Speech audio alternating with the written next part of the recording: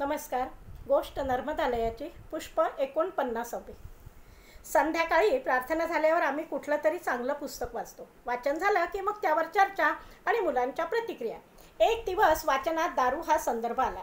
सहजच माझ्या मनात विचार आला की या मुलांच्या घरी कुणी दारू घेत असेल का? आदिवासी भागात तर घरीच दारू बनते.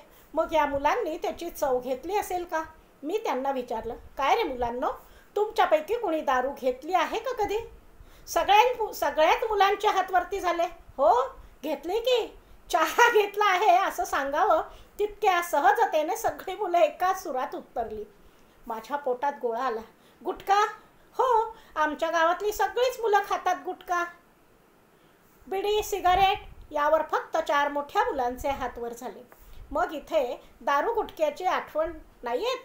या माझ्या प्रश्नावर अत्यंत प्रामाणिक उत्तर मिळालं. येते कधीतरी आठवण, पण ते मिळणार नाहीये हे माहिती आहे. त्यांच्या या उत्तराने माझ्या जीवात जीव आला. सहजच मी त्यांना विचारलं, आपण तुमच्या घरी जाऊया का कधी? हो, एका सुरात उत्तर आलं. ही मुलं नेमकी कुठं राहतात, त्यांची घरं कशी आहेत, त्यांची जीवन पद्धती कशी आहे याबद्दल माझ्या मनात खूप उत्सुकता होती. म्हणून एकदा या मुलांना घेऊन मी त्यांच्या गावी जायचं असं ठरवलं. त्यांची गावं सरदार सरोवराच्या पाणलोट क्षेत्रातली, अगदी गुजरात राज्याला लागून असलेली ही गावं आहेत. काही इतकी दुर्गम भागात आहेत की तिथे माझ्यासारखीला आता वजन वाढल्यामुळे हे डोंगर चढणं उतरणं अवघडच आहे. अशा वेळी एकच पर्याय की नर्मदा समग्र संस्थेच्या रिव्हर ॲम्ब्युलन्सने त्या त्या गावांमध्ये पोहोचणं. ही एक डिझेलवर चालणारी नावच आहे, पण त्यात एक डॉक्टर, एक कार्यकर्ता आणि भरपूर औषधं असतात. रिव्हर ॲम्ब्युलन्सने येत आहे हे गावकऱ्यांना कळावं म्हणून मी एक झेंडा तिच्यावर लावलेला असतो. डोंगरावरच्या छोट्या छोट्या वस्त्यांमध्ये देखील असे झेंडे दिलेले असतात.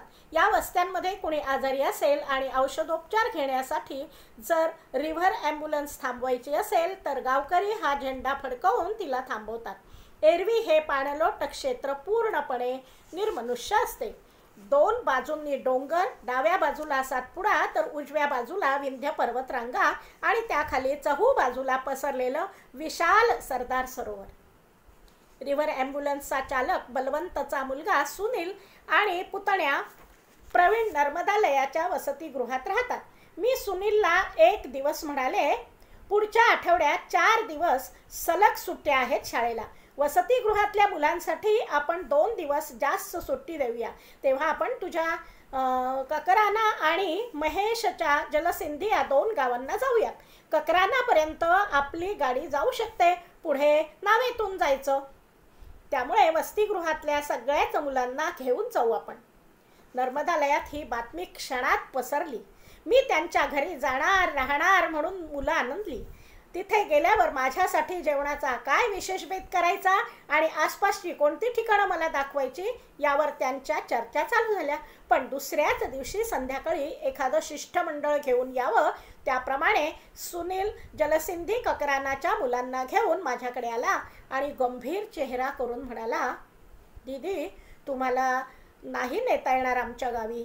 दिग्विजय भैया आणि गोविंद शिवम भैया यांनाच फक्त नेता येईल. का रे, माझी काय अडचण होणार आहे तुम्हाला? मला येतं की नावेत बसता, आणि तुझ्या गावाला तर नावेची पण गरज नाही. आपलीच गाडी तिथे जाऊ शकते. मला झोपण्यासाठी पलंग नाही आहे का तुमच्या घरी? अरे, पण मी तर खाली जमिनीवर देखील झोपू शकते. मला नेण्यात काय अडचण आहे कळेना. तसं नाही, आमच्या सगळ्यांकडे झोपण्यासाठी खाटा आहेत, पांघरुणं आहेत, पण तुम्हाला आमच्या घरी नेण्यात अडचण वेगळीच आहे. इतर मुलांकडे बघत सुनील उत्तरला, अरे काय अडचण आहे ती तर स्पष्ट सांग. मी थोडी वैतागलेच. दीदी, आमच्या कुणाच्याच घरी संडास बाथरूम नाहीत, सुनील चाचरत बोलला. तो माझा प्रश्न आहे की तुमचा? संडास बाथरूम नसले तरीही मी येणारच तुमच्या घरी, मी हसत पण ठामपणे सांगितलं. मुलांच्या घरी जायचंच असं जरी मी ठरवलं होतं तरी मुलं मात्र मला त्यांच्या घरी न्यायला तयार नव्हती. त्यांच्या घरी जायची तयारी सुरू झाली. सगळ्यांच्या बॅगा भरून झाल्या. कुणाच्याच घरी मोबाईलला रेंज नव्हती, त्यामुळे बलवंत भाईमार्फत प्रत्येकाच्या घरी निरोप पोचले. 2च दिवसांनी सुनीलला त्याच्या वडिलांचा फोन आला. त्यांच्या भिलाला भाषेत ते सुनीलशी काहीतरी बोलले आणि नाचतच तो माझ्याकडे आला. दीदी, आता घेऊन जाऊ शकतो आम्ही तुम्हाला? माझे वडील आपण तिथे पोहोचेपर्यंत पत्र्याचा संडास आणि बाथरूम बांधणार आहेत. माझे आजी आजोबा आता म्हातारे झाले, त्यांना लांब जायला त्रास होतो. त्यांनाही नंतर या संडास बाथरूमचा उपयोग होईल. अत्यंत उत्तेजित होऊन तो सांगत होता. सुनीलचं बोलणं ऐकून सखी हसून म्हणाली, त्याच्या आजी आजोबांच्या सोयीसाठी तू निमित्त होत आहेस. निमित्त मात्र भवच्या किती भूमिका निभावणार आहेस तू भारती? अलिराजपूर जिल्ह्यात ककराना हे त्याचं गाव. याच गावातली आणखी काही मुलं नर्मदालयात शिकत आहेत. त्यांनाही घेऊन गेले. मुलांनी शाळेचा गणवेश घालून जायचं ठरवलं होतं. थंडीचे दिवस असल्याने सगळ्यांनीच गणवेशाचे स्वेटर्स पण घातले होते. व्यवस्थित कापलेले केस, स्वच्छ कपडे आणि चेहऱ्यावरचा आत्मविश्वास, त्यामुळं ती मुलं खरोखरच स्मार्ट दिसत होती. सुनीलच्या घरी आम्ही पोहोचलो तेव्हा लक्षात आलं की याचं घर हथिनी आणि नर्मदा नदीच्या संगमाजवळ आहे. त्याच्या घराला लागून थोडी शेती आहे. त्यात मका लावलेला होता. आसपास एकही दुकान नाही की भाजी बाजारही नाही. एखाद्या कॅलेंडरमधलं निसर्ग चित्र वाटावं इतकं सुंदर ठिकाण होतं ते. त्याच्या आईवडिलांनी आणि आजी आजोबांनी आमचं खूप प्रेमाने स्वागत केलं. आसपास राहणारी सुनीलच्या वयाची काही इतर मुलंही तिथे आधीच येऊन आमची वाट बघत होती. अत्यंत मळलेले कपडे, वेडेवाकडे वाढलेले केस, त्याला अनेक दिवसात तेलही लावलेलं नव्हतं. हातापायांची नखही वाढलेली. सुनील मांगीलाल प्रवीणचे मित्र असावेत, पण आपल्या मित्रांना बघून ते पटकन पुढे येऊन बोलले नाहीत. आमचं सगळ्यांचं निरीक्षण करत फक्त ते उभे राहिले. चला, दुपारचे 2 वाजले आहेत, आधी जेवून घ्या, मुलांना भूक लागली असेल, सुनीलची आई म्हणाली. मुलांची जेवणं आधी झाली. त्यानंतर मी आणि बरोबर आलेले 2 कार्यकर्ते जेवायला बसलो. सुनीलची आई म्हणाली, आधी तुम्हाला वाढते, मग मी बसते जेवायला. पातेल्यात भाजी थोडी शिल्लक होती. आमची जेवणं झाली आणि आपण ताटात आग्रह करून चटणी कोशिंबीर वाढतो तशी ती ताटात आग्रह करून मीठ वाढू लागली. भाजीत मीठ तर व्यवस्थित आहे, मग हा मिठाचा आग्रह का करते आहे हे मला कळेना. त्याचा उलगडा सुनीलची आई जेवायला बसल्यावर झाला. आपण लोणचं किंवा चटणी पोळी खातो तशी ती मिठाबरोबर मक्याची भाकरी खात होती. आजवर गरिबी अनेक रूपात पाहिली, पण मीठ भाकरीच्या रूपात तिनं पहिल्यांदाच दर्शन दिलं. संध्याकाळ होऊन गेली तरी सुनीलचे मित्र अजून तिथेच होते. ते एकमेकांबरोबर खेळत अथवा गप्पाही मारत नव्हते, नुसते आम्हा सर्वांकडे बघत उभे होते. मी सुनीलच्या वडिलांकडे चौकशी केली तर ते म्हणाले, दीदी, या सगळ्या मुलांना तुमच्याकडे नर्मदालयात शिकायला यायचं आहे, पण तुमची भाषा येत नाही म्हणून ते काहीच बोलत नाही आहेत. मला ते ऐकून आनंद नक्कीच झाला, पण मी काहीच प्रतिक्रिया दिली नाही, फक्त हसले. एवढ्या मुलांची व्यवस्था करायची तर आर्थिक नियोजन सुद्धा करायला हवं. नर्मदालयात पुढच्या वर्षी या मुलांना आत्ताच होकार नको द्यायला. मला इतरही व्यवस्था बघायला लागेल. सखी घाईघाईनं म्हणाली, आर्थिक नियोजन करणारी तू कोण ग? आणि आत्तापर्यंत तू असे कोणते ग पैसे कमवून आणलेस नर्मदालयातल्या मुलांसाठी? शिक्षणासाठी नाही म्हणू नकोस त्यांना. शिक्षण आणि पोषक आहार हा प्रत्येक मुलाचा जन्मसिद्ध अधिकार आहे. रात्री आम्हा पाहुण्यांसाठी खास मेनू होता. दाल पानीये. पळसाच्या पानात मक्याच्या कणकेचे गोळे ठेवून ते निखाऱ्यावर भाजले आणि त्यावर थोडं साजूक तूप आणि वाटीत गरम गरम उडदाची स्वादिष्ट डाळ. जेवणारे फक्त आम्ही पाहुणेच नव्हतो, तर मुलांची ती मित्रमंडळी आणि शेजार पाजारचे लोकही होते. दानत ही श्रीमंतीशी निगडीत असते की तो एखाद्याच्या मनाचा स्थायी भाव सुद्धा असतो. दुसऱ्या दिवशी पहाटेच आम्ही रिव्हर ॲम्ब्युलन्स अर्थात नावेनं जलसिंधीच्या दिशेने निघालो. हे व्हीपी, सोनू आणि महेश तो गाव. व्हीपी पहिलीच शिकत होता.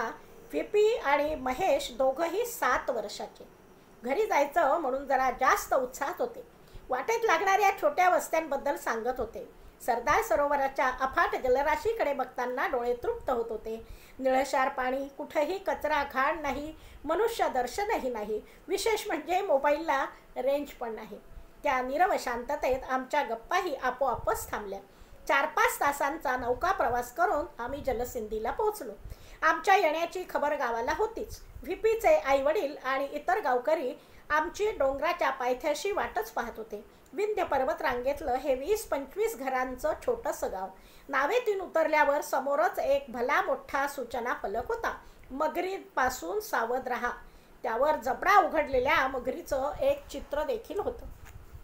डोंगर चढून काही अंतरावरच व्हीपीचं घर होतं. आज जाऊन आम्ही पाणी वगैरे पिऊन गावकऱ्यांशी ओळख करून घेत होतो. मला वाटलं होतं की व्हीपी आपल्या आईवडिलांना जाऊन भेटेल, ते कौतुकाने त्याला जवळ घेतील, कुरवाळतील वगैरे, पण तसं काहीच घडलं नाही. व्हीपीने आमच्या समोरच अंगावरचे कपडे काढले आणि धावत जाऊन सरदार सरोवराच्या त्या विस्तीर्ण जलाशयात उडी मारली. किमान 150 फूट खोल पाणी असावं ते. मनसोक्त डुंबून तासाभराने तो परत आला.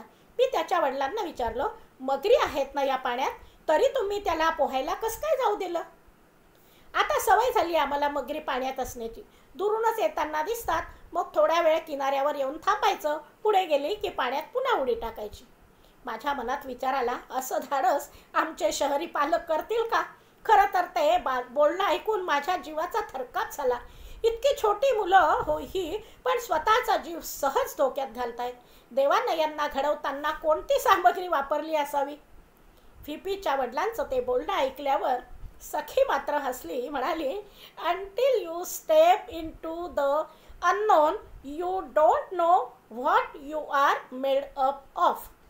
संध्याकाळी सूर्यास्त बघायला त्या जलाशयाच्या काठी जाऊन बसले.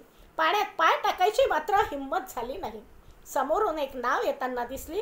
त्यात काही महिला पुरुष बसले होते.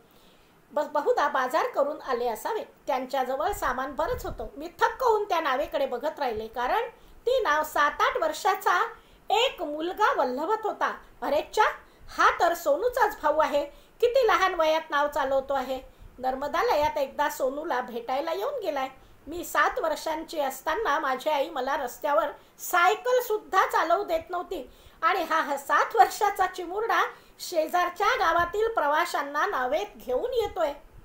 सखी हळूच म्हणाली, मी तुला वारंवार सांगत असते भारती, तुझी शिक्षणाची व्याख्या बदलण्याची गरज आहे. या मुलांच्या अभ्यासक्रमात पोहणं, नाव चालवणं, मासे पकडणं या गोष्टी देखील समाविष्ट व्हायला हव्यात. जे तुला ॲडव्हेंचर वाटतं ते तर या मुलांचं रोजचं जगणं आहे.